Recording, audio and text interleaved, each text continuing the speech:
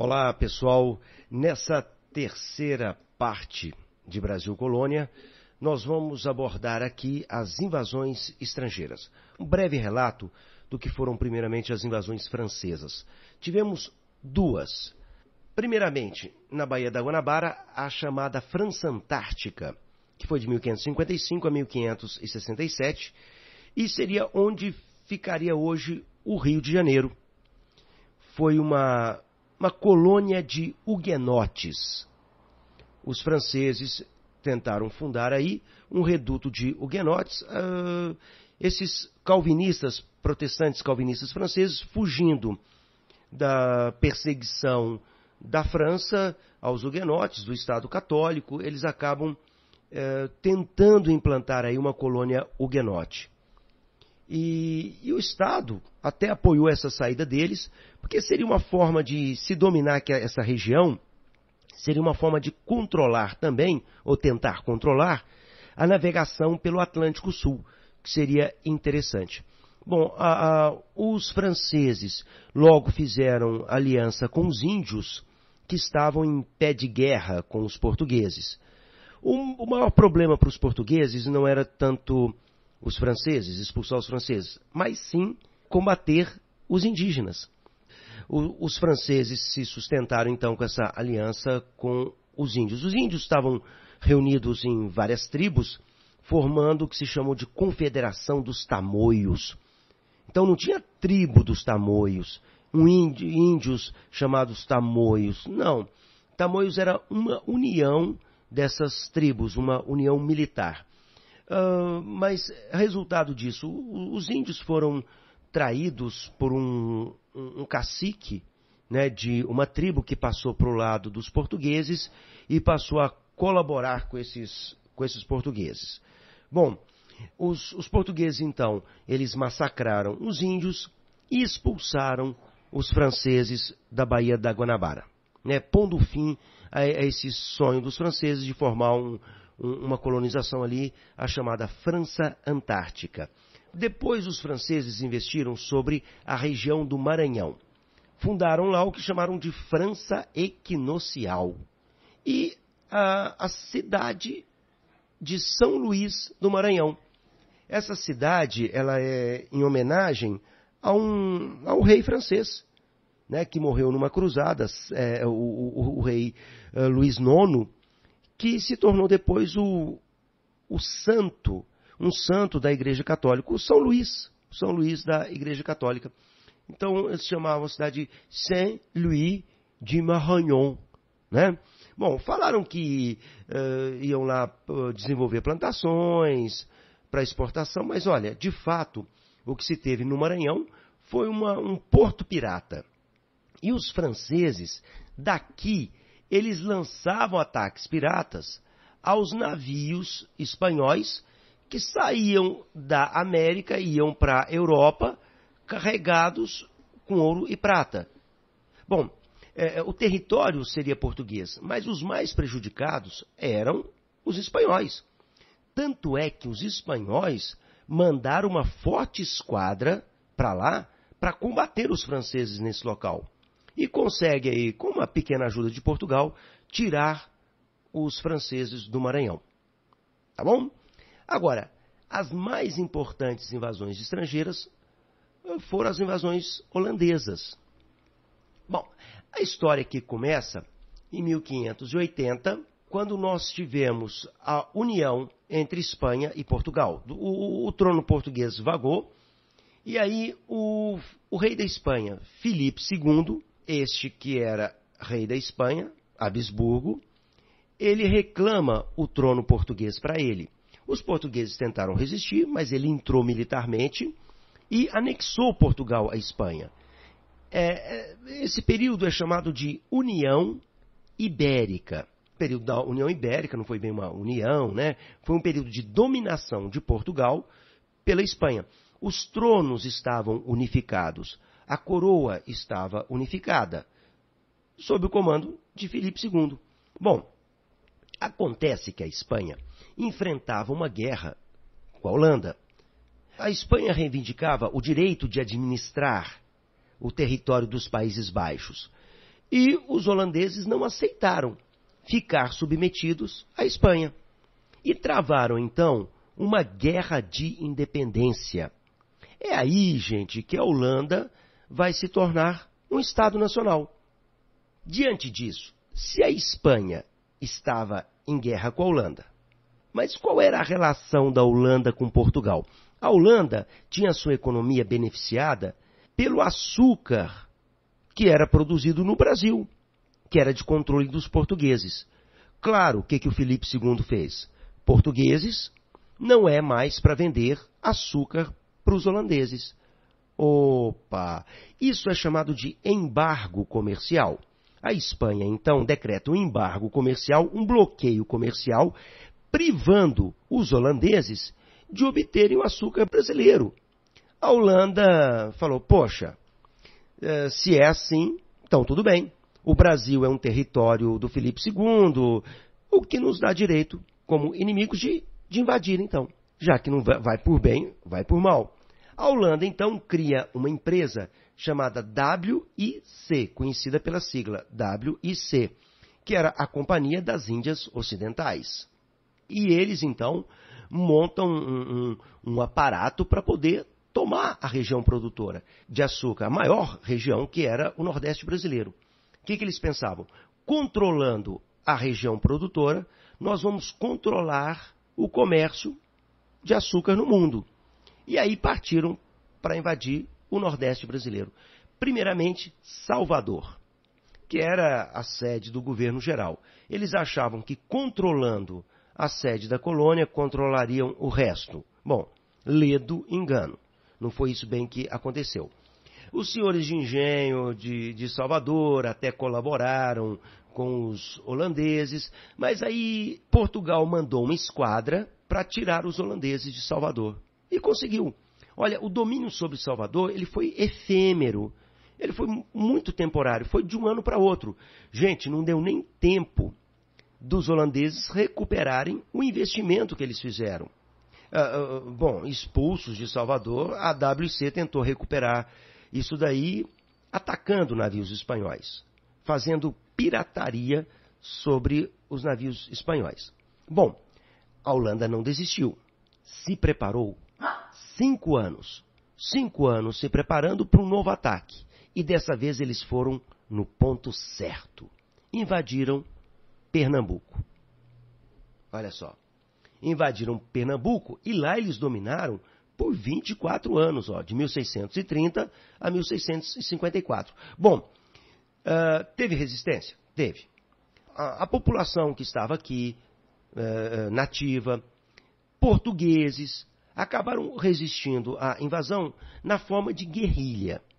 Eles vão um pouco mais para o interior e vão resistir lá. Eles não tinham condições de enfrentar os holandeses frente a frente, então eles vão na forma de guerrilha, ou seja, com emboscadas, com sabotagens, resistindo ao domínio holandês, mais para o interior.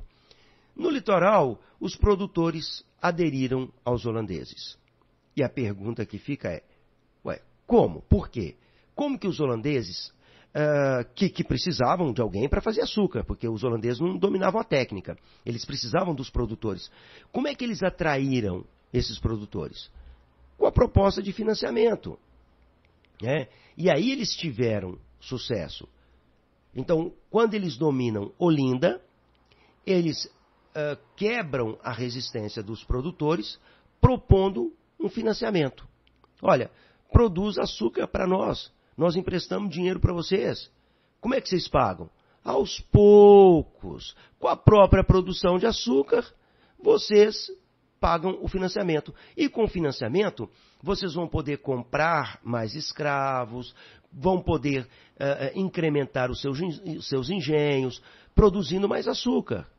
E com o próprio aumento da produção, vocês vão pagando o financiamento. Não teve dúvida. Os produtores acabaram aderindo aos invasores holandeses. Vou falar um pouquinho desse sujeito chamado Calabar. Calabar, ele era um guia da resistência. Um nativo, conhecia muito a região, só que aí, a certa época, Calabar passou a trabalhar para os holandeses. Aí, nos livros tradicionais de história, aparecia Calabar como o traidor da pátria. Ué, mas peraí, que pátria? O Brasil era colônia. Portugal. Aqui estava sob domínio da Espanha. Portugal tinha sido a força anexado à Espanha. Então isso não faz muito sentido, né? Numa revisão historiográfica, Calabar passou a ser visto como alguém que fez uma opção. Entre ser colonizado por portugueses ou espanhóis, ele preferiu ser colonizado pelos holandeses e trabalhou para os holandeses como guia e, de certa forma, até ajudou os holandeses a se sedimentarem no Nordeste brasileiro. Uma outra figura importante aqui é Maurício de Nassau. Maurício de Nassau foi o mais importante governador holandês. Ele era um gerente da Companhia das Índias Ocidentais. Então ele foi mandado para cá para administrar esse negócio. E ele investiu muito, principalmente em Recife, né? Olinda aí era a cidade principal. Recife era um porto interessante, né, para exportação de açúcar. Então, lá em Recife, que vão situar os comerciantes do açúcar, ele investiu muito em Recife, na urbanização, em pontes, né, em aquedutos para a cidade. Poxa, modernizou muito, investiu muito na urbanização de Recife. Na época de Nassau, o domínio holandês se expandiu bastante. Olha só, nesse mapa nós vemos Olinda, Recife. Os holandeses expandiram o seu domínio até um pedacinho do norte da Bahia.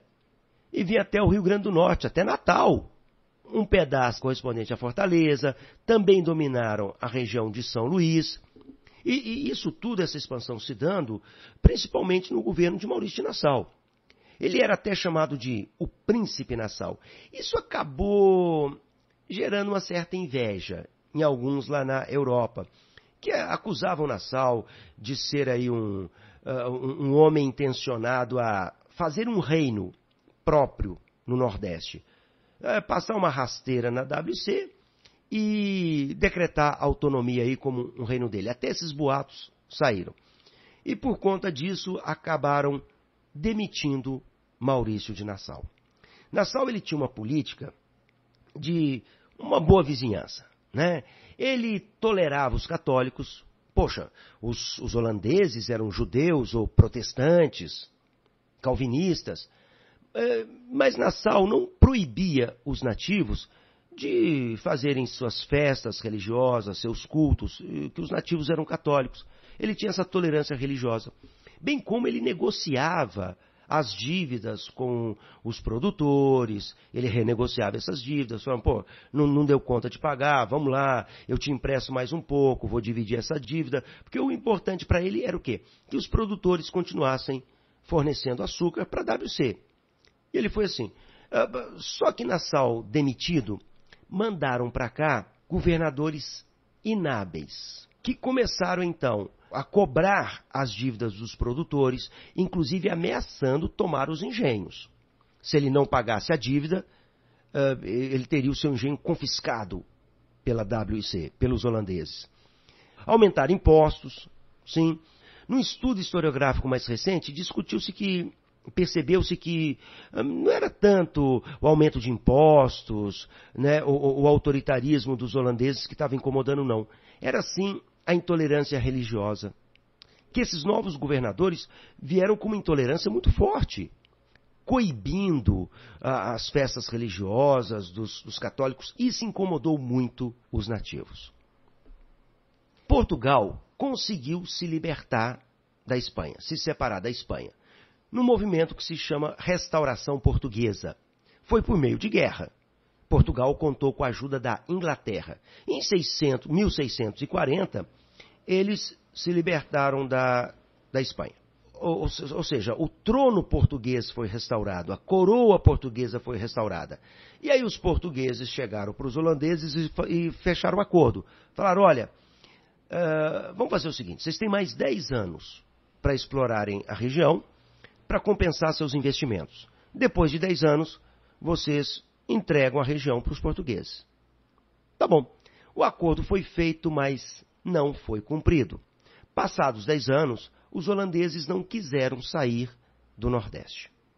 Portugal, então, passa a apoiar a resistência aqui no Nordeste. Nós tivemos, então, um movimento chamado Insurreição Pernambucana, um levante, uma revolta de Pernambuco contra os holandeses. Os holandeses, eles não estavam em boas condições, porque eles enfrentavam, à época, uma guerra contra a Inglaterra. Olha, isso deixou frágil e desguarnecido o Nordeste holandês, porque eles deslocaram tropas lá para a Europa.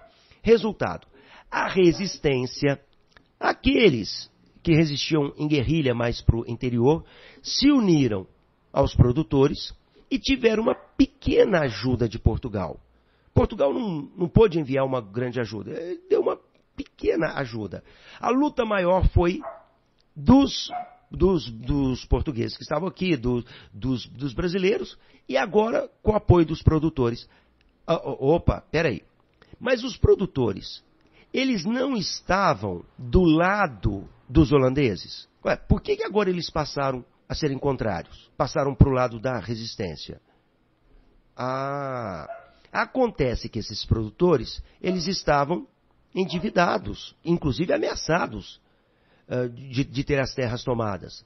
E os produtores pensaram o seguinte: peraí, se a gente se livrar dos holandeses, a gente se livra da dívida? Sim. Então, expulsemos os holandeses. E depois Calabar, que foi o traidor, né? Se for pensar em traição, quem traiu mais? Os próprios produtores, que no primeiro momento se aliaram aos holandeses e agora estariam contra os holandeses por conta dessa dívida. Resultado, o movimento conseguiu expulsar os holandeses do Nordeste. A insurreição pernambucana teve sucesso. Esse quadro é um grande painel de Vitor Meirelles, e ele retrata aqui a Batalha dos Guararapes, que teria sido a batalha final, a batalha na qual os holandeses capitularam, quer dizer, renderam-se. Aqui vem o mito do povo brasileiro, que aqui teria se forjado o povo brasileiro, a união das três raças, branco, negro e índio. Gente, de fato isso não aconteceu. Isso é um mito. Negros participaram, índios participaram, sim, mas cada um com seu interesse. Eles seriam recompensados. Os índios que participaram, porque foi prometida terra para eles. O negro que participou também. E esses índios já eram aliados dos brancos, dos produtores. Né? Então, cada um teve o seu interesse aí. Bom, os holandeses expulsos, cabe a gente analisar aqui as consequências da expulsão. O holandês vai desistir do açúcar? Não, não vai. Como ele não tem mais o Brasil, ele parte para as Antilhas. Vai produzir açúcar lá nas Antilhas, no Mar do Caribe. E eles conseguem produzir lá um açúcar mais barato e de melhor qualidade que o açúcar brasileiro. Olha só, o que isso significa? Concorrência para o açúcar brasileiro. O que leva, então, a uma queda nas exportações e, evidentemente, uma queda nos lucros dos produtores, nos lucros dos próprios portugueses. Isso faz até com que os portugueses interfiram diretamente na produção na colônia, gerando uma indisposição entre produtores e portugueses e metropolitanos. Né? Mas olha, o açúcar brasileiro entrou em crise, né? Pós-expulsão dos holandeses. Estava em crise. Uma outra consequência é a aliança entre Portugal e Inglaterra. Portugal não tinha mais o seu parceiro para vender o açúcar na Europa, que era a Holanda. A Inglaterra não perdeu tempo, já que ela teve uma guerra com a Holanda, ela ajuda Portugal, ela se aproxima, ajudou Portugal a se libertar da Espanha, a se separar da Espanha. A Inglaterra, então, firma acordos, uma aliança comercial com Portugal. A Inglaterra, então, que faria os negócios do açúcar. Aí começa, gente, a interferência da Inglaterra nos assuntos de Brasil. Até agora nós falamos de Holanda, Holanda, Holanda. Da agora para frente é Inglaterra. Falamos aí das invasões estrangeiras nessa terceira parte de Brasil Colônia. Até a próxima videoaula.